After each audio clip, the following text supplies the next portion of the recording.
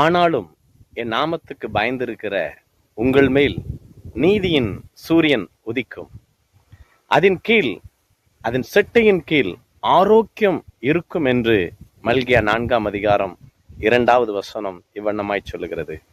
கிறிஸ்துக்குள் பிரியமானவர்களே, என் நாமத்திற்கு பயந்திருக்கிற உங்கள் மேல் நிச்சயம் நீதியின் சூரியன் உதிக்கும். ஏதோ ஒரு இருள் அறையில் இருக்கிறது போல் இருக்கிறதா? வியாதி என்கிற இருளில் நீங்கள் இருக்கிறீங்களா? கர்த்தருக்கு பயப்படுறவன் தான். கர்த்தருக்கு பயந்து ஊழியம் செஞ்சேன், கர்த்தருக்கு பயந்து என் வேலையை செஞ்சேன், ஆனாலும் எனக்கு இப்படி ஒரு வியாதி வந்திருக்கிறதே, இப்படி என் பிள்ளைகளுக்கு ஒரு வியாதி இருக்கிறதே, என் குடும்பத்துல ஒரு வியாதியின் அவஸ்தை இருக்கிறதே என்று சொல்லி ஒரு இருளின் அனுபவத்துல இந்த நாள்ல இருக்கிறீங்களா? கர்த்தர் சொல்லுகிற வார்த்தை, நீதியின் சூரியன் உங்கள் மீது பிரகாசிக்கிறது. அதன் செட்டையின் கீழ் ஆரோக்கியம் இருக்கிறது. ஆரோக்கியம் இருக்கிறது. அது செட்டையின் கீழே சங்கீதம் 91 சொல்லப்பட்டிருக்கிறது. அவருடைய செட்டையின் மறைவில் என்று சொல்லப்பட்டிருக்கிறது.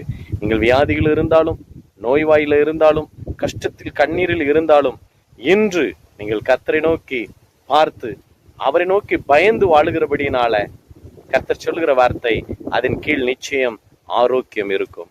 ஏனென்றால் 38 வருஷம் வியாதியா இருந்த ஒரு பெதஸ்தா குளத்தண்டையில் வியாதியா இருந்த மனிதனை தேவன் இயேசு கிறிஸ்து கண்ணோக்கினார் அல்லவா? 38 வருஷம் வியாதியின் படுக்கையை அந்த நீதியின் சூரியனாகிய இயேசு ஒரே நாளில் மாற்றி போட்டார் அல்லவா?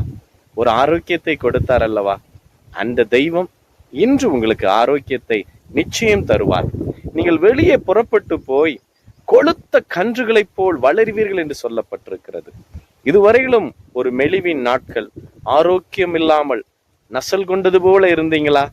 நீதியின் சூரியன் உங்கள் மீது பிரகாசிச்சாச்சு. உங்கள் வியாதியிலிருந்து, வியாதியின் சிறையிருப்பிலிருந்து கர்த்தர் ஒரு விடுதலையை தந்திருக்கிறார். நீங்கள் வெளியே புறப்பட்டு போக போகிறீங்க, கொழுத்த கன்றுகளை போல வளரப் போகிறீங்க. ஏனென்றால் சங்கீதம் 128 சொல்லப்பட்டிருக்கிறது, கர்த்தருக்கு பயப்படுகிற மனுஷன் இவ்விதமாய் ஆசீர்வதிக்கப்படுவான். அவருடைய மனைவி வீட்டோரங்களில் கனிதரும் திராட்சை கொடியை போல் இருப்பாள். அவருடைய பிள்ளை அவருடைய பந்தியை சுற்றிலும் ஒளிவ மர கன்றுகளைப் போல் இருப்பார்கள் என்று சொல்லப்பட்டிருக்கிறது. கர்த்தருக்கு பயப்படுகிற மனுஷனுக்கு நிச்சயம் ஒரு ஆசீர்வாதம் உண்டுங்க. சோர்ந்து போகாதீங்க. நான் கர்த்தருக்கு பயந்து வாழ்ந்தனே, உண்மையா வாழ்ந்தனே